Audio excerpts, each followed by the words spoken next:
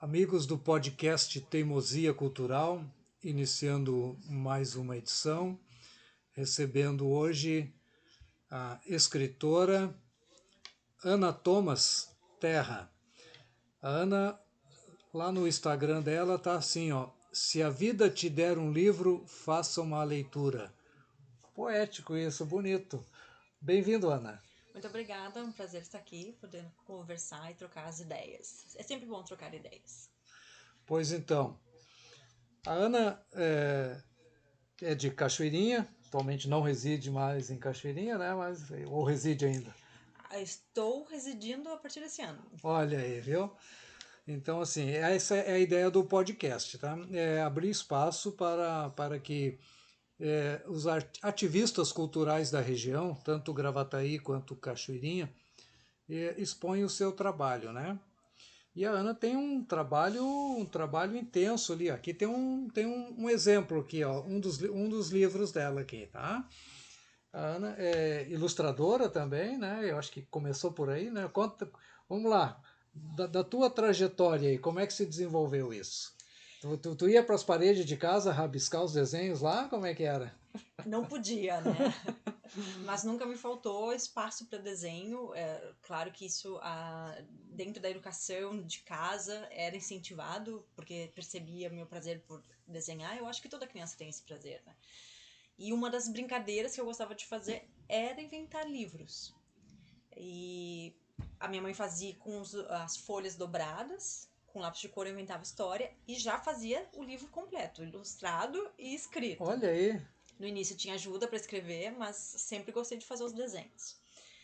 Com essa brincadeira de fazer livros, o prazer de entender essa história que estavam dentro dos livros me levou também a ser contadora de histórias. Na época eu estava fazendo teatro na Secretaria de Cultura de Cachoeirinha, que ficava no prédio do lado da prefeitura, e a biblioteca pública era ali também, grudada na secretaria. Então eu descia do curso de teatro e frequentava muito a biblioteca.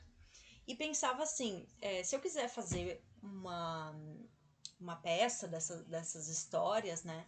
Eu vou levar muito tempo, então talvez se eu começar a contar essas histórias, eu posso fazer um repertório de histórias que eu acho interessante.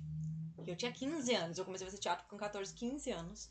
Pegava livro na biblioteca, selecionei alguns e fiz um repertório de contação de histórias. E usei essa habilidade que eu tinha de desenho, de criação, para fazer bonecos, para fazer cenários. Eu fazia muitos bonecos para contar a história.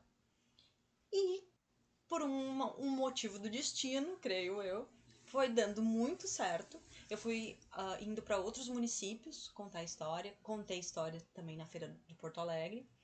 Teve um momento que fui convidada para participar de um espaço que se chamava Largo dos Ilustradores, ali na Feira do Livro de Porto Alegre. E nesse largo eram exposições de ilustradores, com cópias, né, de ilustração. E foi quando eu tive pela primeira vez o contato pessoal, assim, de poder conversar com um escritor e um ilustrador, porque na época que eu estudava em escola pública, a gente não tinha nem feira do livro na escola. O máximo que eu acho que foi na escola foram grupos de igreja, né? Cantar, coisa assim. Mas eu não tive essa oportunidade. Tanto que hoje em dia, quando eu vou nas escolas, eu sempre tento reforçar isso. Diz, olha, isso não existia antes. O que vocês estão recebendo aqui não tinha, né? Quando a biblioteca não estava fechada, até, né? Isso, que a gente podia ir lá pegar um livro e voltar para a sala, né? Não era um local que a gente frequentasse mesmo, de sentar na biblioteca e ler. A biblioteca, fazendo um parênteses, e muitas vezes foi usada como o castigo. Ah, O sim. aluno que não se comportava, vou te mandar para a biblioteca. O professor ou a professora ameaçava. A biblioteca não ameaça. Nossa. Se isso é um local de castigo, quem é que vai querer, vai tomar gosto pelo livro? Uhum. Né? E depois, na minha época, também já virava um pouco depósito de professor, né? O professor já tá para se aposentar, ou tá muito enfermo, ia pra biblioteca. Mas aí eu pude ter essa experiência de biblioteca por conta própria mesmo na biblioteca pública da cidade. Que isso é muito importante também, Autodidata. Hein? e um espaço que a gente pouco usa, a biblioteca continua existindo, enfim. É, pude na biblioteca também ser bem assistida pelas pessoas que trabalhavam lá, de poder ser orientada em livros, isso também é uma parte importante de se frequentar a biblioteca. E aí, indo na feira para trabalhar, conheci escritores e ilustradores que me conheceram contando histórias, viram os bonecos que eu fazia e começaram: mas por que tu não ilustra? Mas por que tu não ilustra? Na minha cabeça, que sempre gostei de fazer livros e pensar um dia eu quero, porque eu tinha esse sonho já de ser escritora, né? Eu achava que ser um escritor era um trabalho que a gente fazia paralelo a uma profissão. Não tinha essa profissão ser escritor. E que então eu ia escolher algo para trabalhar, no meu tempo livre escrever o livro, e era assim que se fazia. Sim, mas o ganha-pão viria do outro trabalho. Exato, né? Tinha que ter um trabalho principal. E na feira me mostraram que não. Eles disseram, não, mas eu só ilustro, eu só escrevo. E eu pensei, olha. E outra, achava que era também uma coisa assim que a gente fazia muito maduro. Eu, recém uma adolescente, pensava, não é para mim.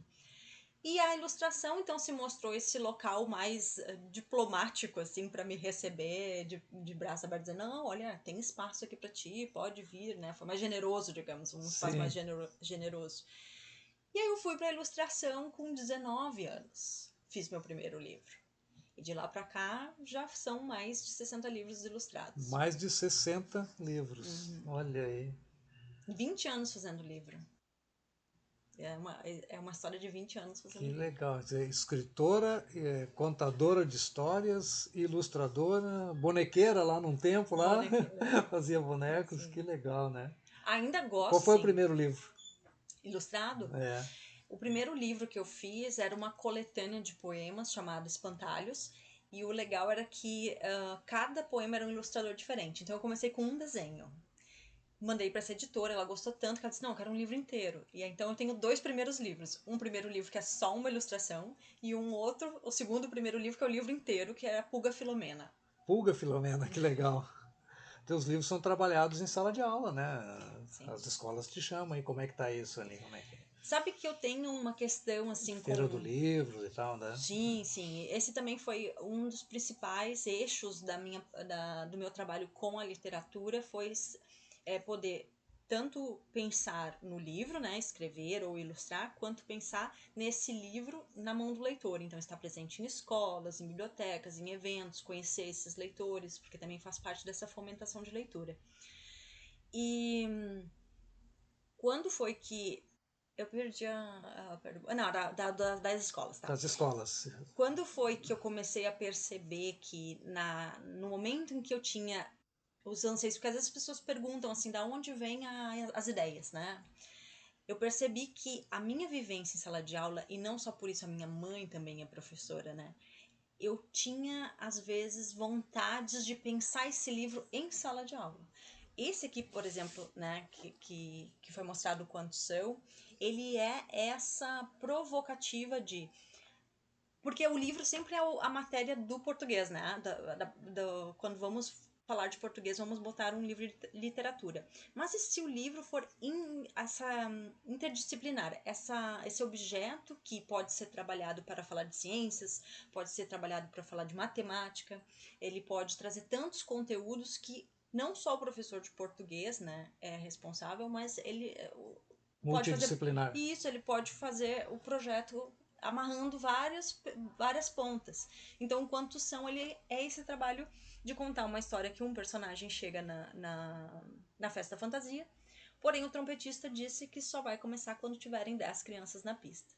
E aí vai chegando um, vai chegando outro, daí daqui a pouco some um, some outro, e brinca com essa ideia das quantidades, das crianças poderem ver, né, quantos personagens tem, aí saiu, ficou menos, ficou vários. Que legal. E na possibilidade também de ser ilustradora, poder narrar nas imagens o que a história também não precisa colocar tudo em palavras, digamos. Este livro aqui, 100% teu, quer dizer, Isso. texto e ilustração Isso. aqui, né? É, texto e ilustração. Aqui tem a escritora e a ilustradora aqui, né? Exato. Que é algo que dá um privilégio, digamos, quando a gente pode fazer ambos, né? O projeto amarrado com o texto e a imagem, que é isso, de pensar também que eu não preciso contar tudo na história escrita eu posso deixar coisas para que sejam completadas na narrativa visual. No desenho. Isso. No desenho. E já são 60 livros. E projetos aí, o que vem pela frente aí? Agora eu estou num projeto Vamos muito lá. ousado. Vamos dar. Como é que é? O famoso spoiler. Spoiler. Estou num projeto muito ousado de terror. Terror. Terror. Olha aí. Porque terror, ele tem na minha vida um afeto familiar, porque a minha avó gostava de contar histórias para mim e pro meu primo, que a gente tem uma diferença de 1 ano de idade. Ela gostava de contar histórias que nos assustassem. E ela era perfeita nisso, porque ela pegava coisas assim dos nossos brinquedos. Aí viu a minha boneca com os olhinhos de fogo, de noite, andando. Ou tem uma casa até aqui perto, que eu nunca esqueço, quando eu passo pela casa, que a minha avó contava que os esqueletos dançavam no telhado. Então ela pegava os recursos do nosso cotidiano e trazia essas histórias para nos colocar medo. E vocês criavam aquela imagem daí. Isso, e funcionava. Minha mãe, bom, já que minha avó era uma boa contadora de terror, a minha mãe também tinha esse prazer pelo terror de ver os filmes de terror. E era outro evento, que alugava os VHS, chamava o meu primo lá pra casa, era o final de semana que a gente assistia uma história, um filme de Filme terror. de terror. Então era o evento, porque a gente era criança, não podia, né? Então era permitido naquele momento. E o que aconteceu depois que eu cresci é que eu não gostei mais de ser assombrada, digamos. Achava ruim essa coisa de susto. E eu me afastei muito, muito mesmo do terror. Afastei de tipo, não quero ver filme de terror, não, negar. E foi em 2023 agora, na Feira do Livro de Porto Alegre. A Feira do Livro de Porto Alegre, ela tem sempre um papel bem importante nos passos que eu dou na minha vida, querendo ou não. Estava na Feira do Livro de Não Porto tem Alegre. como ser diferente, né? Aquela feira também, né? É maravilhosa. Eu estava na feira e tinha uma oficina, porque o dia 31 de outubro caiu numa sexta-feira. E aí a Casa de Cultura Marimitana ofereceu uma oficina de contos de terror, gratuita, vinculado à programação da feira. E eu disse, vou fazer, né? Me interessa, assim, por abranger, né, o conhecimento. E foi quando eu estava escutando a pessoa que fez a oficina, que é uma escritora maravilhosa de terror chamada Irka Barros, aqui, né, do Sul. Eu comecei a ouvir, eu pensei assim, meu Deus, isso faz parte da minha ancestralidade. Minha avó, minha mãe e tal. E eu disse, é um pedaço da minha história que eu reneguei. E olha isso, 2 anos, de 23 para 25, 2 anos trabalhando a coragem de começar a ler terror e de ver terror de novo e de desmistificar nas minhas ideias que aconteceu uma coisa que eu ia me assustar muito, principalmente de noite, né? Porque eu ainda guardava um medo infantil em mim. Essa coisa que vai sair uma mão debaixo da cama e pegar o pé da gente, era o meu medo, coisas assim. E aí eu fui, o ano passado, voltando assim aos poucos a minha leitura para conhecer mais o horror, né? Eu ainda estou um pouco na busca, assim, que tem muita coisa que eu li e eu disse assim, mas isso não assusta, né? Eu queria ainda ler um livro assim de me arrepiar os cabelinhos, esse eu queria. E eu comecei a escrever. Comecei a escrever, já contei, já fiz um teste de contar para as crianças quando teve a Mas feira. isso que eu ia te perguntar. Para que público tu vai escrever aí? Eu, no exercício de oficina, foi escrito para o público adulto. Depois, fora a oficina, foi quando eu comecei agora a escrever para crianças. Para criança. E aí eu fiz um teste quando teve agora a feira do livro do Ágora. Eu, com as crianças, conversando, as crianças do 5º ano, eu disse para elas assim, eu escrevi uma história, vocês têm interesse? Sim, eu tinha de terror. Aí eles, ai meu Deus, não vou dormir à noite. Mas brilhou os olhinhos. E eu disse, olha, se alguém tem medo, não quer ouvir, né, levanta a mão pra gente ser democrático aqui. Ninguém levantou a mão, todo mundo queria ouvir. E eu acho um barato, assim, porque eles ficam se benzendo, eles ficam assim, com aquela coisa assim, eu não vou dormir e tal. Mas eles adoram, né, eles gostam desse processo de levar um susto. E esse, então, é o que vem aí. Ana abrindo o coração aqui, contando entre aspas, de um trauma infantil ali, né? Do terror ali, né? Então, tu não vai assistir o Fantaspoa, então, né? Pois agora estou me abrindo para esse universo. Estou fazendo conquistas internas. Que legal. O que mais, Ana? Como é que foram aí recentemente aí participou da Feira do Livro do Instituto Ágora, que tu falou Isso. agora, né? Numa atividade na escola Maria Fausta, né? Maria Fausta Teixeira, que foi a escola parceira do Instituto. O Instituto Ágora é onde é gravado este podcast. É um podcast independente, né? Mas gravado nas dependências do Instituto Ágora, em Cachoeirinha, que gentilmente ali a presidente Sônia Zanqueta ali nos cede o espaço ali, apoiando esse trabalho aqui, que é um trabalho de mostrar aqui os ativistas culturais da região, que é Gravataí, Cachoeirinha, né? Hoje recebendo a Ana aí, né? E Ana, como é que é essa... Lá tu comentou há pouco ali que tinha aquela ideia assim, eu tenho que trabalhar para me sustentar e nas horas vagas eu vou viver da arte, né? Eu vou viver vou fazer arte, né? Hoje não. Hoje tu vive disso, Uhum. né? É isso, né? Como é que tá isso aí? Como é que tá o mercado aí? Como é que tá o mercado do desenho, da, da ilustração, de escrever? O teu público é o público infantil, né? O É, público... onde eu consolidei mesmo o meu nome, minha carreira com o público infantil. Eu tenho até livro juvenil, mas até por ilustrar muito, livros destinados à infância, né? E primeira infância também aconteceu de os livros dos quais eu escrevi encaixarem muito, né, com a primeira infância, enfim. Quando eu comecei a fazer livros foi 2014. Era uma época em que o mercado editorial ele estava em um bom aquecimento, ele estava crescendo, recebendo. Já tínhamos um grupo de escritores e ilustradores que se mantém até hoje no sentido de um nome, um trabalho bem consolidado, mas o mercado se abriu para muitas pessoas que estavam querendo entrar. Eu tive essa sorte. Depois, uns 10 anos depois, eu acho que a gente teve o auge do mercado editorial brasileiro, que teve muito incentivo do governo, que fazia compra para as bibliotecas, as editoras puderam ampliar suas produções. Lá eu acho que a vida era muito mais fácil. O que eu faço um comparativo hoje é que a gente meio que estacionou naquele auge para hoje. Em alguns momentos há um declínio também de algumas editoras que não puderam seguir com as portas abertas, e temos uma problemática do valor do livro que por conta do papel, às vezes ele sobe mais do que deveria, assim, as pessoas não acompanham um pouco, né, Acaba não sendo acessível a toda a população, né? isso, que numa época anterior parecia ser mais acessível, né? Mas também é um pouco relativo, porque as pessoas gastam muito dinheiro, às vezes, jantando, comendo, enfim, né? Não, acham que é normal ir para um restaurante gastar, por exemplo, R$ 150. Mas num livro que é de 70, 80, acham muito caro. Mas ok, eu vou falar do livro só nesse patamar do que o livro foi e o que o livro é, né? Não que hoje ele seja mais caro do que já foi. Hoje ele parece ser mais caro comparado a tudo que a gente gasta em torno.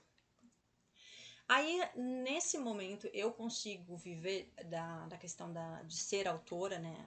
A minha profissão com a ilustração e a escrita, porque eu tenho outros projetos paralelos que ficam em torno do livro. Mas se eu só dependesse do quanto o livro vendeu, não seria possível. Então, essa questão de ir em escolas, ir em feiras, eu faço projetos também de oficinas. O ano passado eu rodei vários lugares aqui do Rio Grande do Sul, fui até através do Sesc para Brasília, quase um trava-língua, dando oficina de personagem, que era a oficina criativa de vilões. Então eu gosto de pensar a literatura no que ela fomenta com o processo criativo e também de mediação de leitura. Esse é um projeto que também eu comecei do ano passado para cá, que antes eu era muito acostumada a ir nos locais para falar dos meus livros, e agora eu me predisponho também a ir nos locais para falar de livros. Então vou ler livros de outros autores, né? Eu quero, na verdade, fazer leitores. Sim. Por isso que também no meu Instagram tem Se a Vida Te Der um Livro, faça uma leitura. Faça uma leitura, né? Mas conta para nós, conta esses outros projetos aí, vamos falar. Tá.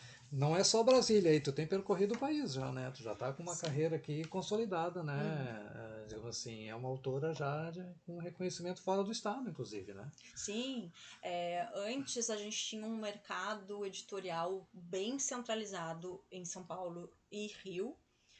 Hoje a gente percebe assim vários festivais literários acontecendo em vários estados, inclusive cidades pequenas, e com um formato de como fosse um festival grande, mesmo a cidade sendo muito pequena. Isso também possibilita, né, as pessoas saírem do próprio estado e ir para outros locais onde está acontecendo. É curioso até fazendo agora uma reflexão aqui junto contigo nesse momento, porque a gente tem um panorama, né, de fechamento de bibliotecas nos últimos anos, mas um aumento de festas literárias. Então tem coisas assim também, né, dentro da pesquisa que se A mais teve, né? badalada é a Flip, né? A Flip, Eu acho que a Flip também foi Em essa. Paraty, no Rio de Janeiro. Isso, exatamente. E eu acho que ela foi essa grande inspiradora também de outros locais, assim, que perceberam. Agora, nesse mesmo formato, tem uma festa em Tiradentes, que vira concorrente ali da Flip, porque Paraty e Tiradentes são lugares muito turísticos, né? Então eu acho isso muito interessante, assim, das pessoas poderem é, encontrar com a cultura do livro como se fosse um evento da cidade. Os Fundo também tem, né? E Passo Fundo antes, eu não sei se você Não sei lembra, se ainda tem, mas tinha, tinha aquela, né? Na exato, universidade ali. isso. E aí não tem mais, mas tinha.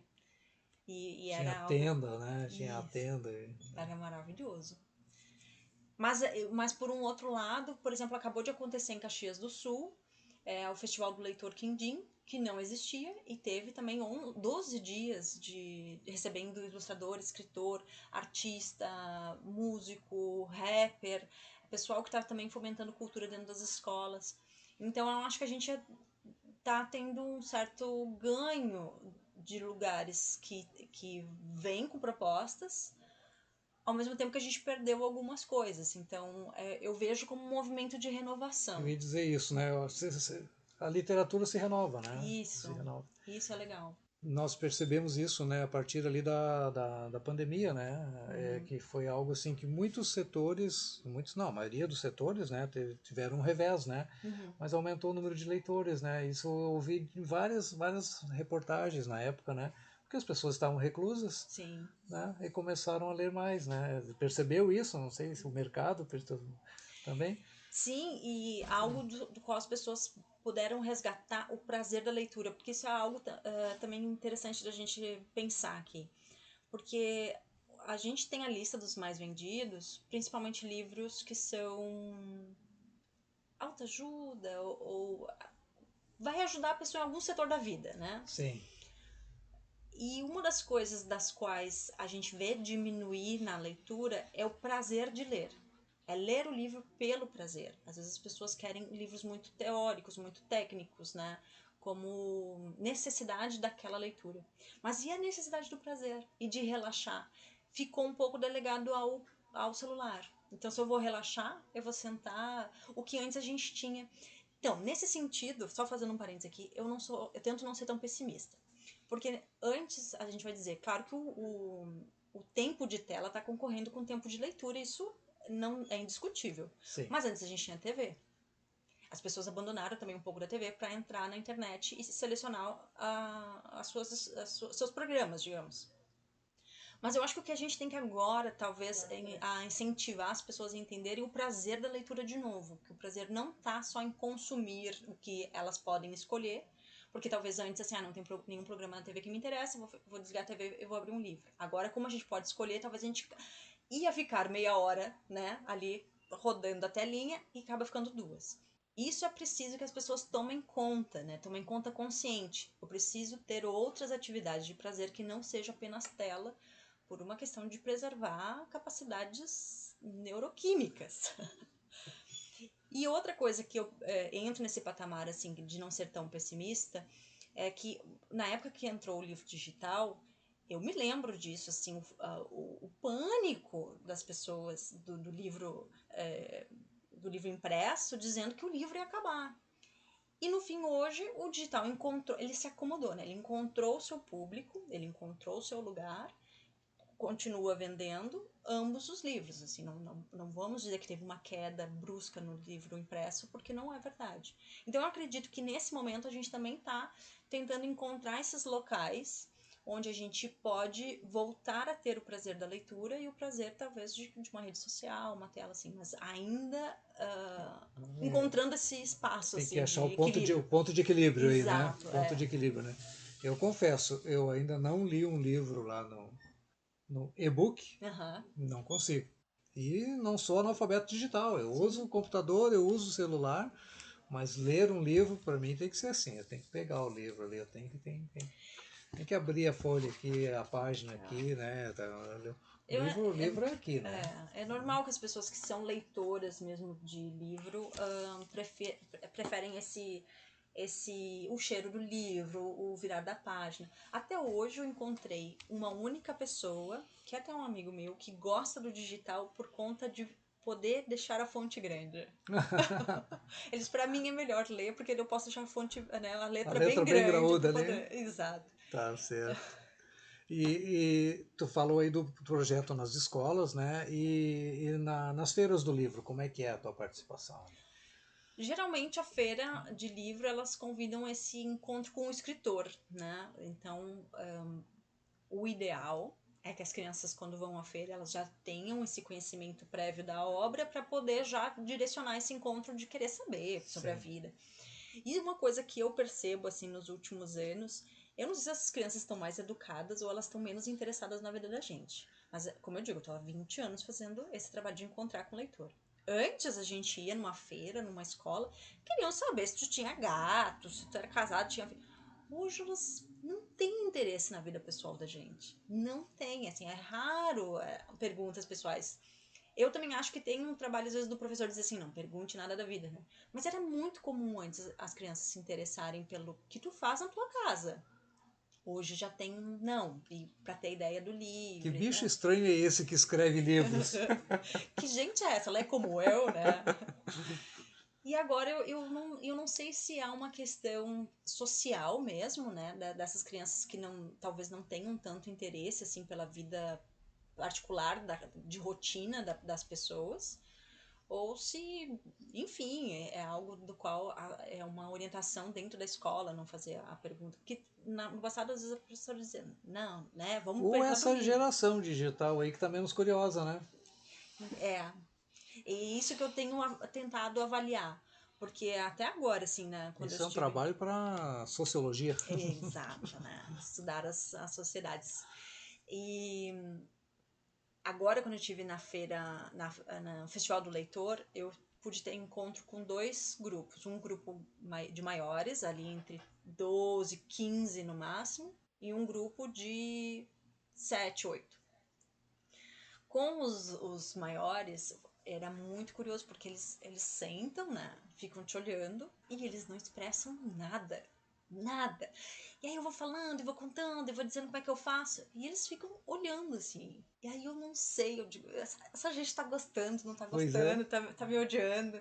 E chega um momento que é um pouco desconcertante, porque claro que com esse trabalho de público, de plateia, a gente vai sentindo a plateia e vai indo, né? Conforme sente o interesse deles. Mas quando eles não esboçam nada, é meio desesperador. E isso tem acontecido um Para pouco que com caminho eu frequência. vou, né? Exato. Será que eles estão mais interessados na escrita, na ilustração? Enfim, eu nunca sei porque também é isso. Eles não perguntam, eles pouco interagem. Uma pessoa disse para mim, comentando isso, disse: Ah, isso aí é problema das telas. Não sei. Não sei se a gente pode realmente delegar isso como prioritariamente problema de telas ou como eu disse, se é geracional também, né? Nem, sempre tem aquela coisa, né? No meu tempo, sempre o meu tempo vai ser melhor que o tempo presente. Mas com os pequenos, eu já percebo que é bem diferente. Aí eles já querem sim interagir, já tem expressão e grito, e é uma animação. E eu adoro, né? Eu gosto dessa farra. Eu gosto do encontro do leitor quando é essa farra. Sabe que na feira do livro do Instituto, eu fui ali o apresentador no palco, né? Uhum. E tinha uma escola estava ali, e aí antes de eu fui apresentar a contadora de histórias, e eu cheguei e disse assim, bom dia!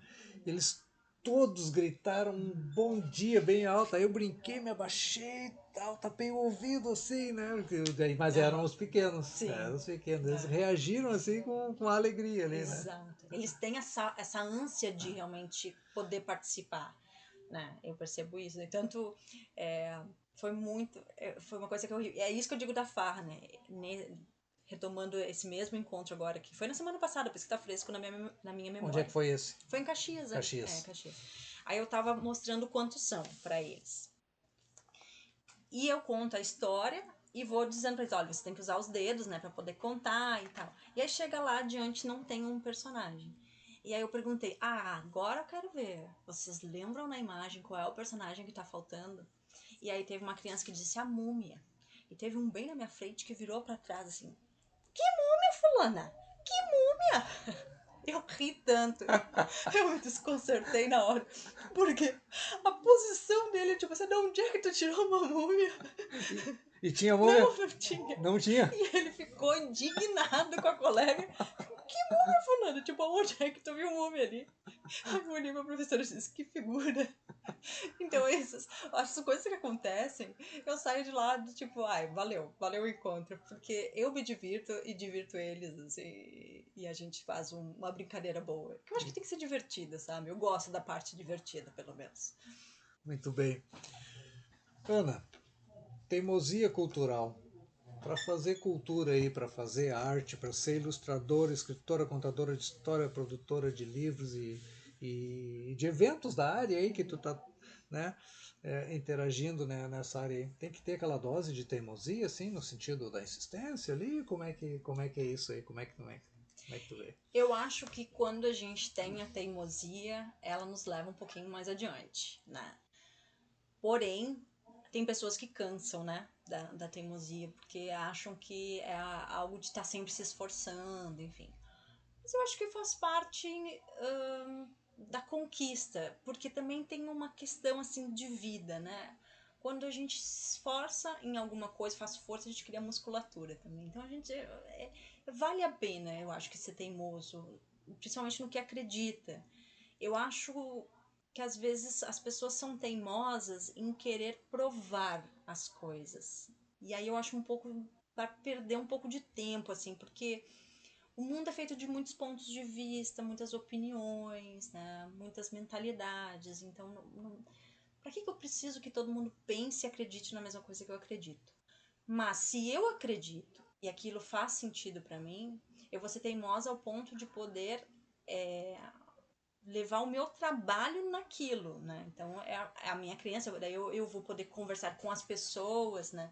Eu não estou com vontade de fazer com quem pense diferente. Ou, por exemplo, quem não quer ler livro infantil, daí agora tem que empurrar o livro infantil, que às vezes é algo que eu tento dosar na rede social, porque, claro, eu tenho a rede social com o intuito de fomentar a leitura, né? De provocar as pessoas para ler.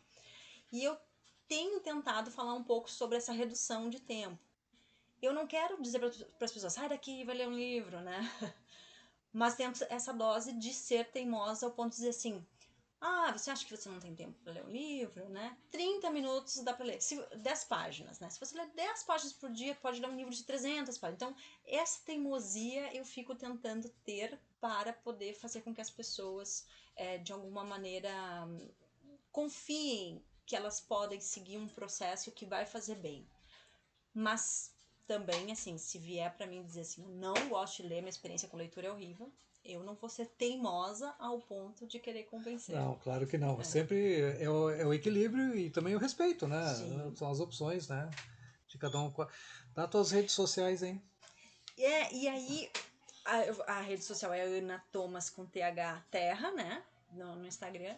E aí, agora lembrei, assim, também da teimosia, retomando aqui a tua pergunta, que eu acho que não havia pensado nisso, mas eu acho que eu entrar pra literatura foi totalmente teimosia. Porque quando eu era adolescente, assim, 15, 16 anos, eu dizia que eu queria ser artista, né? Porque eu gostava tanto das artes cênicas quanto das artes plásticas. E todo mundo me dizia, artista não ganha dinheiro. Mas artista não ganha dinheiro, mais artista não ganha dinheiro. E eu fui teimosa a ser artista e como a gente tinha comentado anteriormente, sobreviver da arte que eu faço. Provou que sim, né? Uhum. Provou que sim. Exato. Muito Acho que bem. aí a teimosia foi fundamental. Muito bem. Amigos do podcast Teimosos de Plantão, hoje tivemos o prazer de receber aqui Ana Thomas Terra, ou Ana Terra, como a gente chama por aqui, né? Veio contar a sua história, deu para perceber o brilho no olho dela ali quando fala da literatura e do prazer de estar no ambiente escolar ali com as crianças, contando história. Agora ela vai assustar as crianças com as histórias de terror que vem por aí. Ana, muito obrigado. O prazer foi meu, muito obrigada por estar aqui, obrigada pelo convite. Podcast sempre à disposição. Amigos, até o próximo episódio.